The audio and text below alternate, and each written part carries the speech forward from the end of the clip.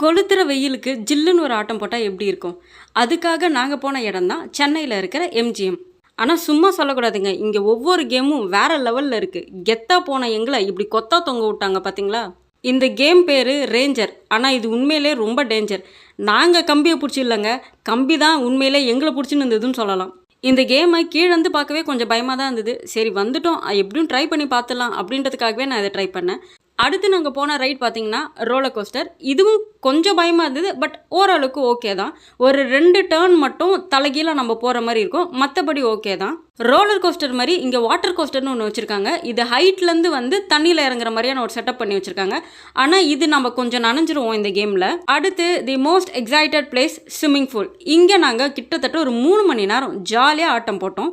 Tickets இங்கே உங்களுக்கு 3 ரேஞ்சில் வச்சுருக்காங்க. நம்ம அட்டன் பண்ணுற கேம்ஸ் பொறுத்து நம்ம வந்து அந்த ப்ரைஸில் டிக்கெட் எடுத்துக்கலாம்.